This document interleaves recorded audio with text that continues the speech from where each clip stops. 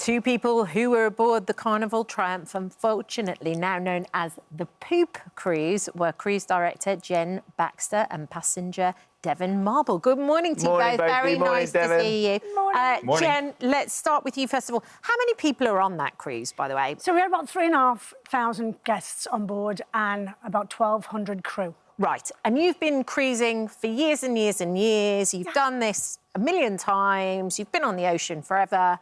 What happened that day when the fire first broke out? Well, we were having a lovely cruise. It was the last day of the cruise.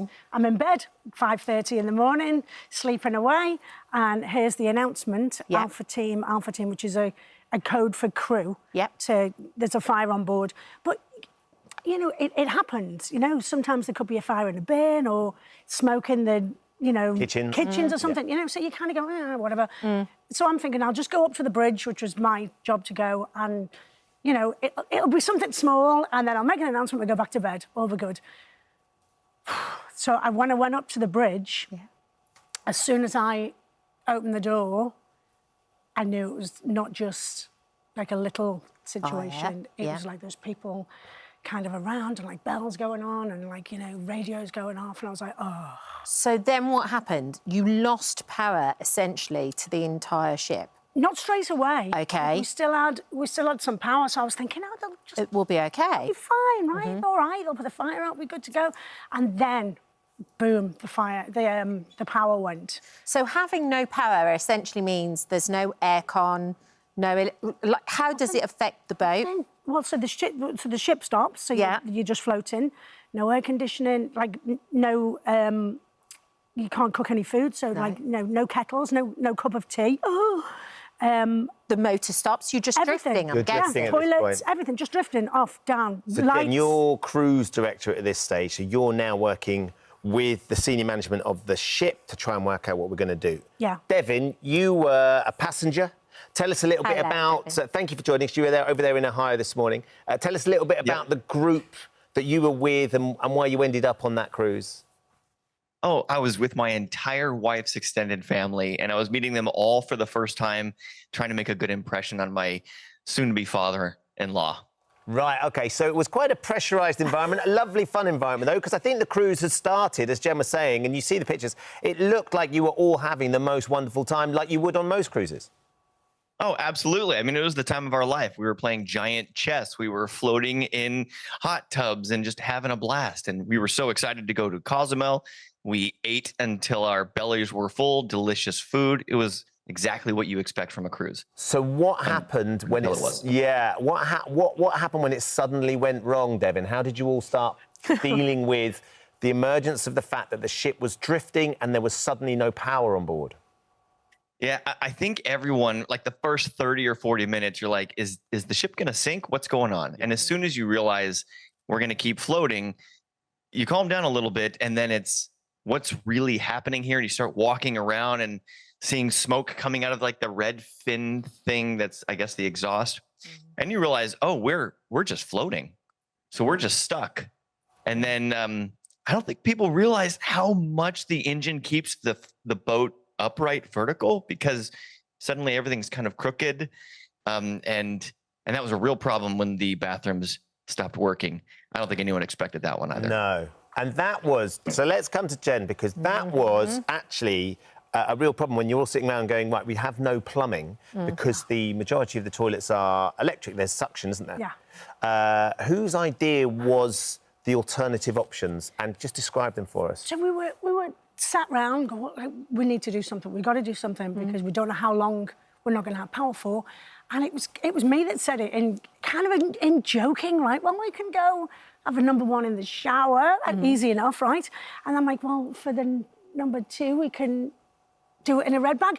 And it makes sense. So even now, I look back and go, what else would you do? Because the red bags were sort of biohazard bags. They were there for particularly toxic thick bits and pieces, I guess. Yeah. Is that your father-in-law there, Devon, with one of the bio bags? Yes, it is. That is my now father-in-law. His name's Manny. He's wonderful. So you did it. He saved his bag, Jen. So you did end up marrying his daughters. So the story actually does end well. Yeah, we had a happy ending. We got 2 kids, and me and my father-in-law get along great. We are very close.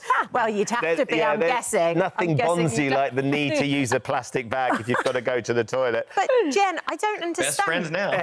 Why didn't the boats come out and kind of pull you back to shore? Why didn't that happen? Well, they did. Eventually. They eventually, because we didn't know what was going on. So they had to, they put the fire out. So at that point, we're like, okay, we're all safe. We're going to be okay. We're just floating. So it was when they went to assess the damage that they went, oh, now we know. Like, it's kind of had burnt through all the wires, so there's not going to be no hope. Right. So that's when they said, well, we're going to send tugboats out. Right. But tugboats are really slow. Yeah. So it just takes forever for the boats to get there. How long were you drifting, Jen, in the end? In all, it was nearly 5 days. 5 days. And what about the air conditioning? How about keeping morale up and things like that? What happened there? Well, because it was Mexico, so it's boiling hot too. It was hot. The weather was really nice. So no air conditioning. So people were taking their mattresses outside and making tents out on the deck and sleeping on sun lounges. Crew as well were in the crew areas because it was just super hot inside and kind of musty and stagnant. And once we realised that it was going to be a long time till the tugboats came, I'm like, we've got to keep these people entertained. So what have some fun, right? What did you do? So, I got all the dancers and the musicians and everybody, and we did normal stuff. We had trivias going on and dance classes and quizzes, and the comedians were there. They did comedy because we got a little bit of power as we went on. Right. We were kind of getting bits going. So comedians on. We actually did a crew talent show, which was amazing. And one of the guys played guitar, and he had been one of the firefighters. Wow. And Devin, was this enough distraction for you? They also opened the bar, didn't they, at one stage or another? There was a free bar. They did open up the bar. I think it was enough of a distraction for a little bit at a time. But as soon as your body tells you that it's time to go to the restroom, you really have to deal with a real problem. So I really appreciate the crew. I think they did a phenomenal job because they were in it with us. We were all in it together. But what I love in the documentary, you were quite ingenious, though, Devin, because you refused to believe there wasn't a toilet somewhere on the ship that worked, and you found a secret loo somewhere, didn't you? Yeah, I don't know if it's because the ship would tip and all of the fluid would just go one way, and so then maybe a toilet worked, but I did find one. I did not have to use a red bag. So you didn't. Wow. Jen, did you end up having to use a red bag? Yes. Wow. You gotta go, Ben. Yes. And then when the tugboats attached and started pulling you back, when they finally got there, the ship tipped too. Well, it was listing quite the whole time. If you've been on a ship, you know that. Yes. With the wind, blah, blah, it happens. But because we couldn't use the ballast to keep it, stable. Steady. So it was listing, which you're not in any danger, but it's just...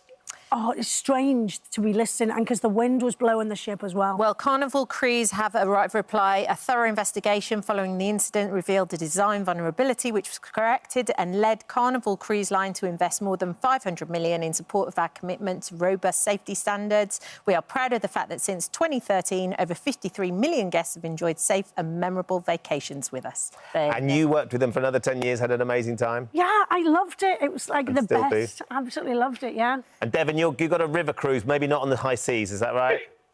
Yeah, maybe a river cruise. Thank you for visiting our This Morning YouTube channel. We upload new content every day, so go ahead and hit that subscribe button so you don't miss out, and we'll see you in the morning.